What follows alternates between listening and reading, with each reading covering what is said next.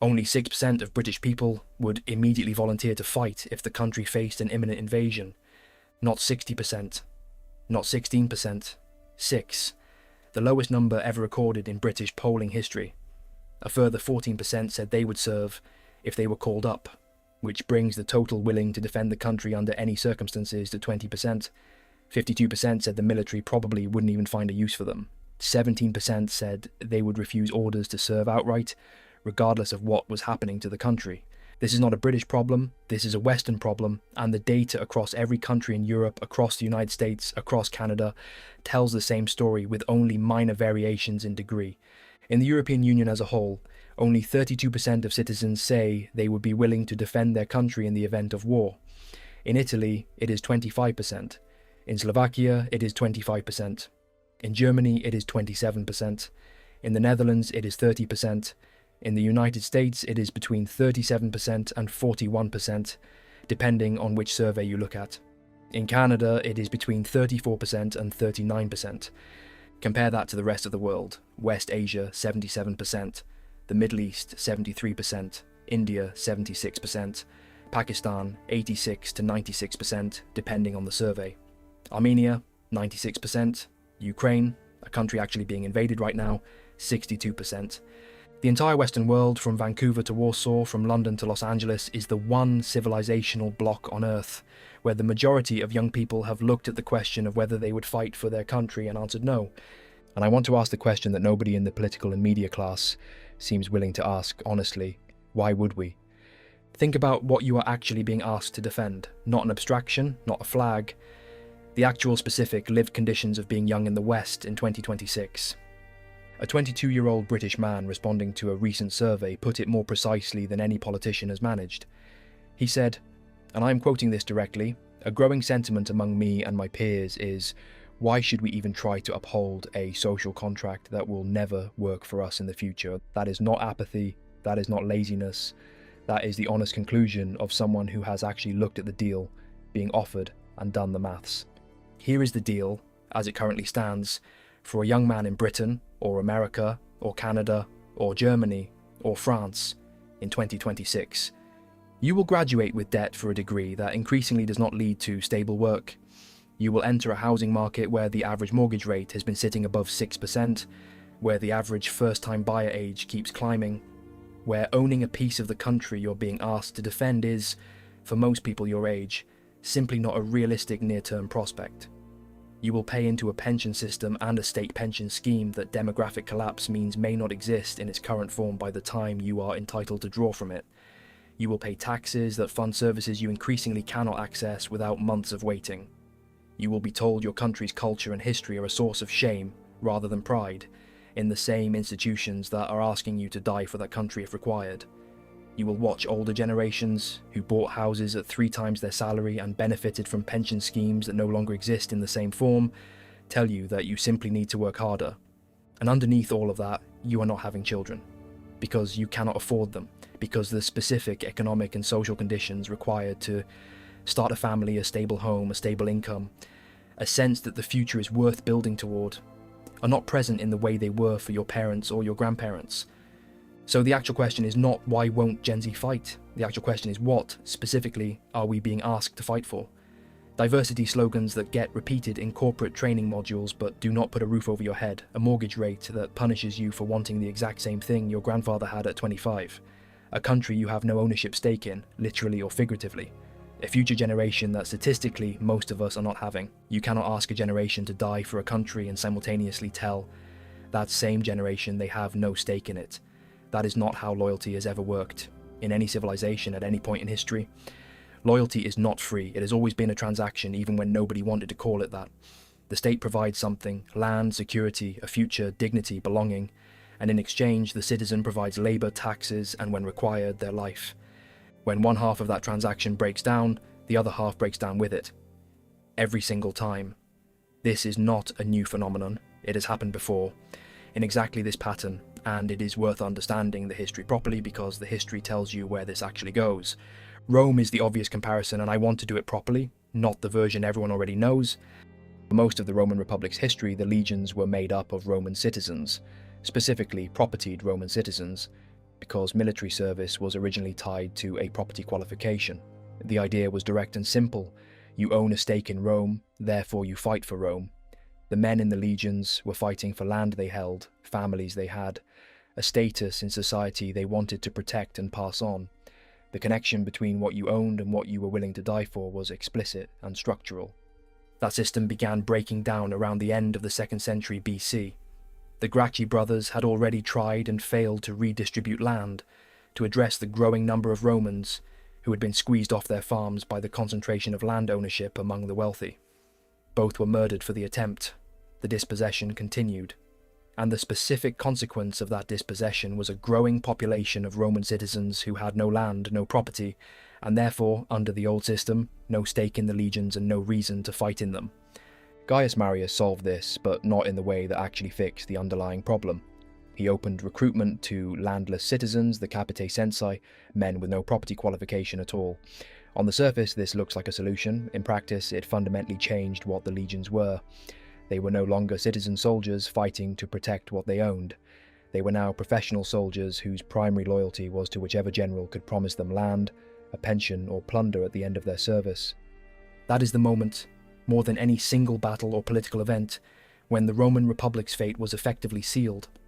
Because now, the legions belonged, in practical terms, to the general who paid them and promised them a future, not to the Senate, not to the abstract idea of Rome. Sulla marched on Rome itself with his own legions. Caesar crossed the Rubicon with his. The soldiers who did this were not traitors in their own minds. They were rational actors who had correctly identified that the entity called Rome had stopped providing them the thing that would have made loyalty to Rome, rather than to their commander, worth their while. The soldiers were not disloyal. Rome had simply stopped being the thing worth being loyal to. The transaction broke down, and everyone downstream of that breakdown behaved exactly as you would expect a rational people to behave once the transaction was gone. That is the specific parallel worth sitting with, not decline in some vague civilizational sense, a specific, structural, transactional breakdown between what a state asks of its young men and what it actually provides them in return. When Rome stopped giving its citizens land, the citizens stopped fighting for Rome and started fighting for whoever would give them land instead. What does the modern equivalent of land look like? Housing, a stable income, a pension that will exist when you need it, a culture that treats you as a full and valued member rather than as a source of historical guilt, a country that gives you a reason to want the next generation to exist. Take those things away, one at a time, over several decades, and you get exactly what the polling now shows. Not a moral failure. A rational response to a transaction that has quietly and steadily broken down. Now, the philosophical question underneath all of this, because I think this deserves more than just statistics. Aristotle argued that a political community exists for the sake of the good life, not merely for life itself. The state is not just an administrative mechanism for keeping people alive. It is supposed to be the framework within which people can actually flourish, build families, accumulate meaningful achievement, participate in something larger than their own individual existence. When a state stops delivering the good life and starts merely administering bare existence, taxing you, regulating you, asking things of you, without providing the conditions for genuine flourishing in return, Aristotle would say that state has failed at its actual purpose, regardless of how well its institutions continue to technically function. Hobbes offers the other half of the answer. His argument in Leviathan was that people surrender certain freedoms to the state specifically in exchange for protection and security.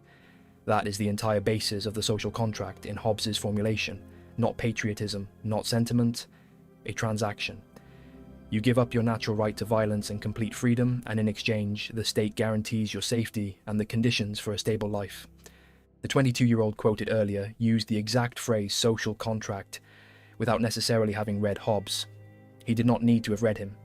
The concept is intuitive to anyone actually living inside the failure of it. If the state is not holding up its side, the obligation to hold up yours becomes, in Hobbes's own framework, considerably weaker. This is not a fringe or radical reading of the social contract. It is the contract working exactly as the philosophy describes it.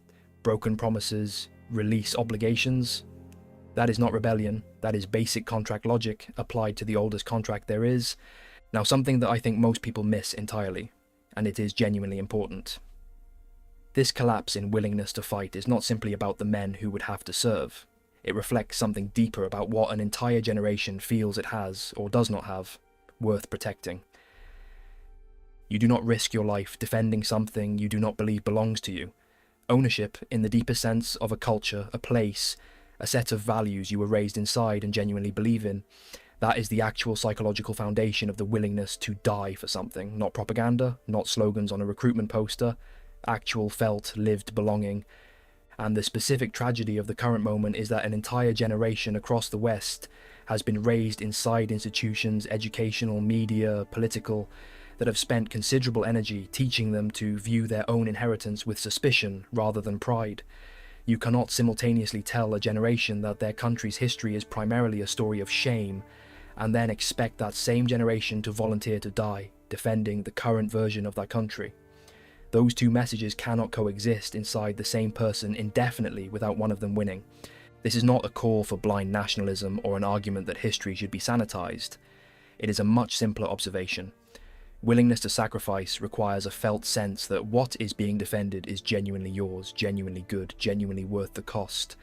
Strip that away brick by brick for 2 decades, replace it with economic precarity and cultural self-flagellation, and the 6% figure stops looking surprising. It starts looking like the only rational output the input could possibly have produced. Now let me say something about what this actually means going forward, because I do not think the answer is simply more patriotic messaging or better recruitment adverts. That misunderstands the entire mechanism. You cannot advertise your way out of a broken transaction. The Roman legions did not stop fighting for the Senate because of a messaging problem. They stopped because the Senate had stopped providing the actual material stake that made fighting rational. If the modern Western state wants a generation willing to defend it, the actual structural material relationship between that generation and the state has to change first. Housing has to become attainable again, the pension promise has to become credible again, the culture has to give young people something to feel proud of rather than merely something to apologise for. The social contract, in the literal Hobbesian sense, has to actually be honoured again. Until that happens, and there is currently no serious political movement across the West genuinely proposing to fix the material conditions rather than simply manage the messaging around them, the polling numbers are not going to move in the direction anyone in government wants them to move. And here is the historical warning worth ending on, because it is not comfortable, and it deserves to be said plainly. The specific pattern where citizens stop fighting for the abstract entity of the state and start looking instead for someone or something that will actually provide what the state has failed to provide. That pattern does not resolve itself by staying stable, it resolves by finding a new object of loyalty. In Rome, that new object was the individual general who promised land. Sulla, Marius, Caesar. Men who understood correctly that loyalty in a transactional vacuum flows toward whoever fills the vacuum, not toward whoever simply asks for it loudest. The modern equivalent is an open question, and it is genuinely the question that should worry anyone paying attention to this data. When a generation stops believing the state deserves its loyalty, that loyalty does not simply evaporate into permanent passivity. History suggests it goes somewhere. It attaches to a movement, a figure, an alternative structure that promises to actually deliver the thing the state has failed to deliver, whether that promise is honest or not. The 6% figure is not really a statistic about willingness to fight in a hypothetical invasion. It is a measurement of how much of the actual social contract remains intact across the entire Western world in the year 2026, and by every metric available across Britain, across Europe, across North America, the answer the data is giving back is that there is very little of it left.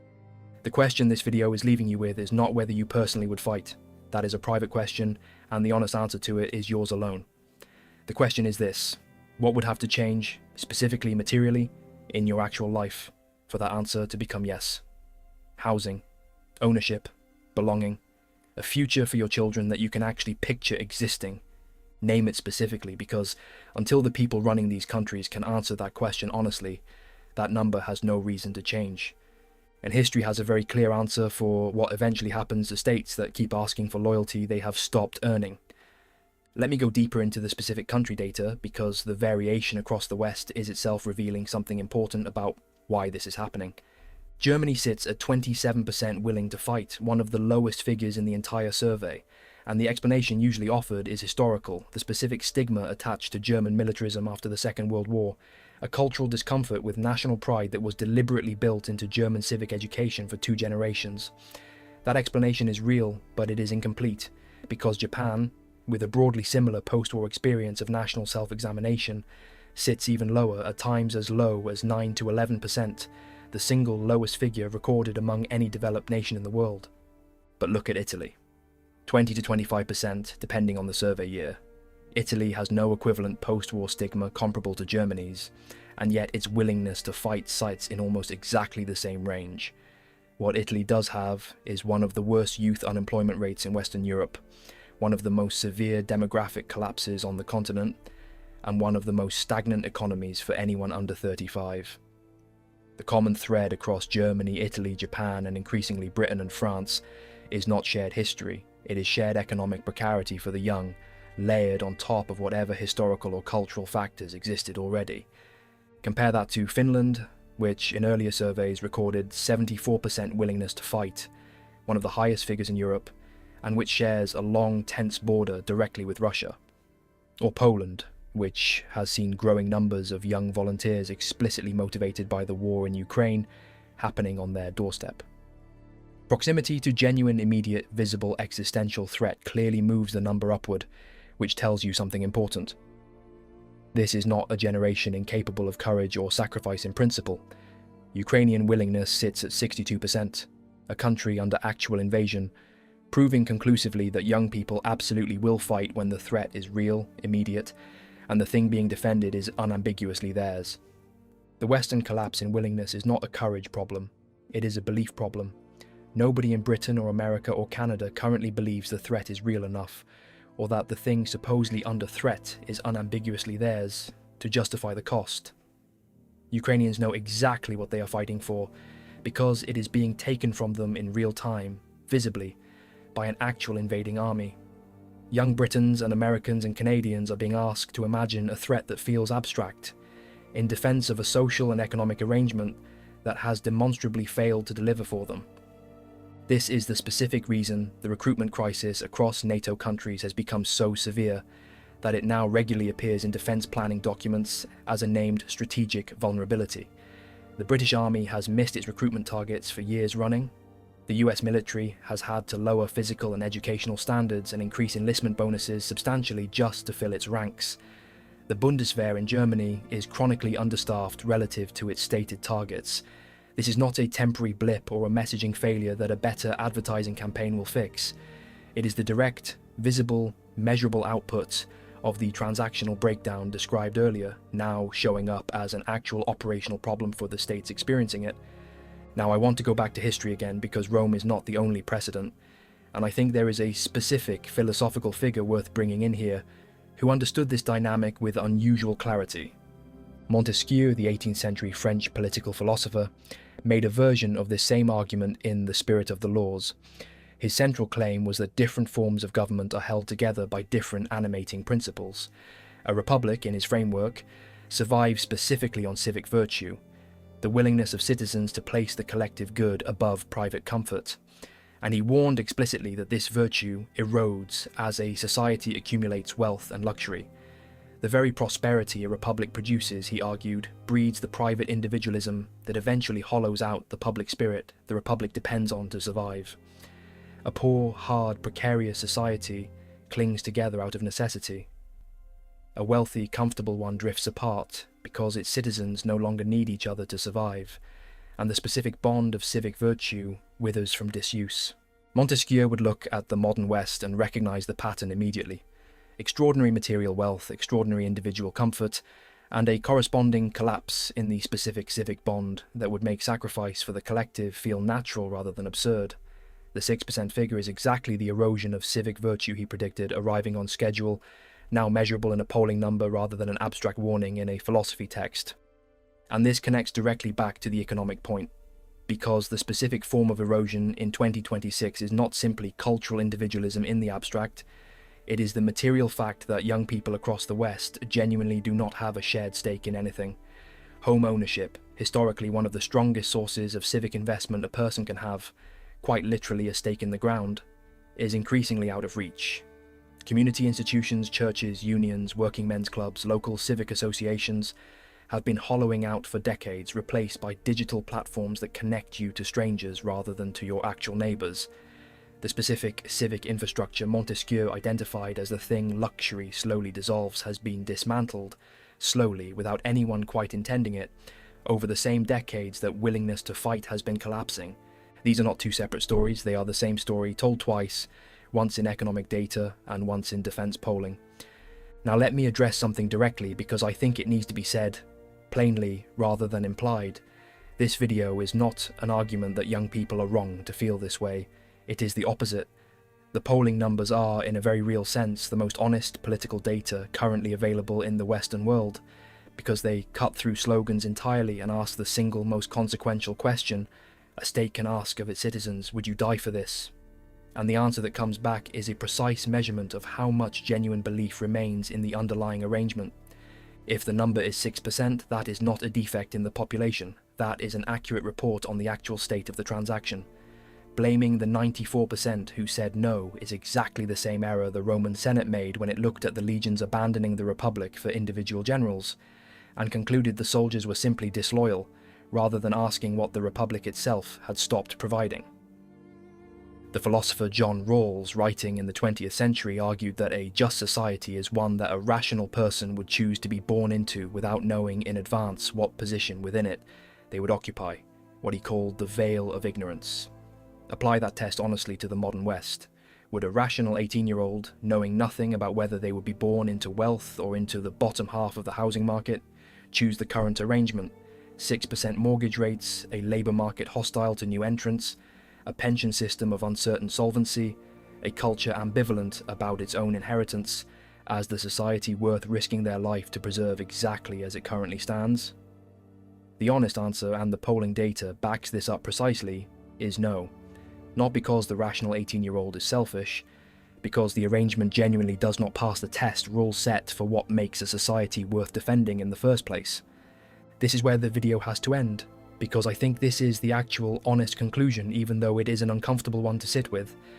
The 6% is not a crisis of young people, it is a crisis of the arrangement they have been asked to inherit. Rome did not fall because its soldiers stopped being brave.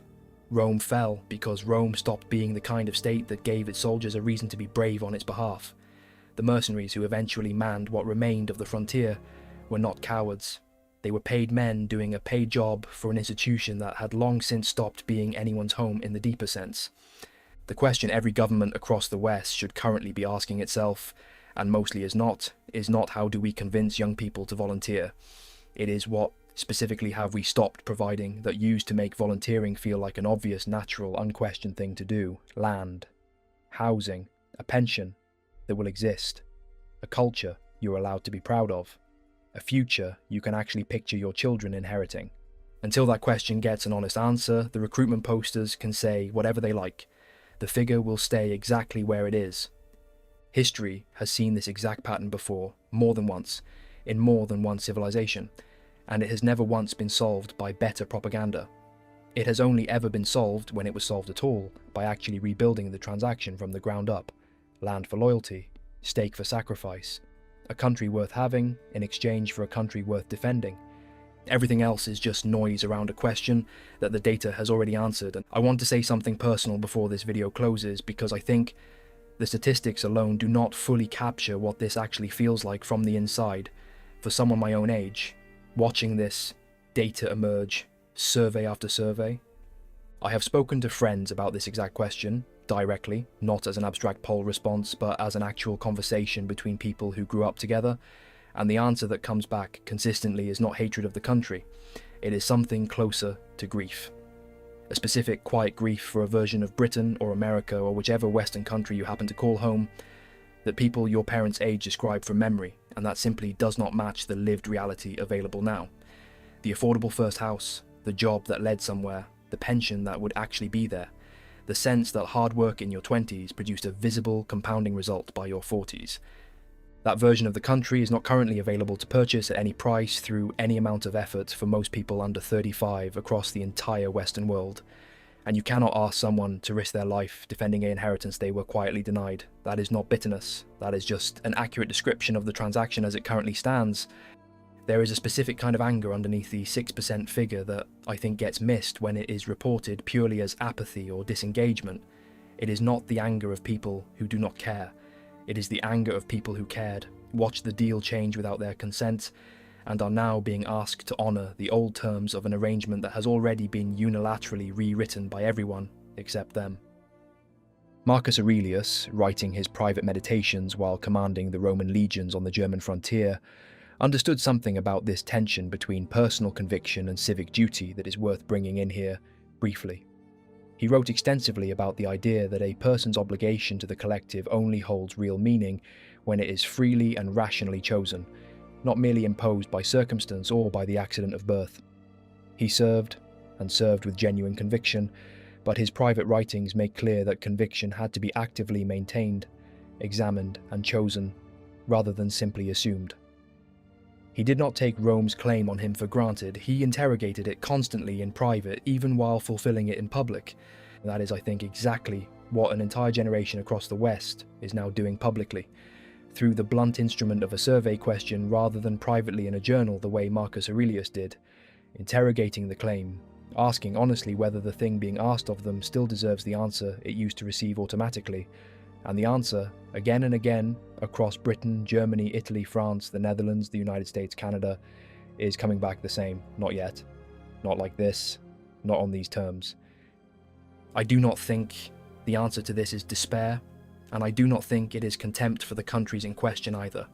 I think the honest answer is that this generation, more than any before it, has been forced to ask the oldest political question there is, stripped of all the sentiment that used to make it easy to avoid asking. What exactly do I owe the state, and what exactly does the state owe me first? That is not a comfortable question. It has never been comfortable in any civilization at any point where it has genuinely needed to be asked. But it is the honest question sitting underneath every one of these numbers in every country across the entire Western world right now, in 2026. And until it gets answered honestly, by the people who actually have the power to change the terms of the arrangement, rather than simply comment on the polling, the number is not going anywhere. 6%, that is where we currently stand. History suggests it will not stay there indefinitely. It will move eventually one way or another. The only real question left is what moves it, and who ends up being the one to answer for it when it finally does.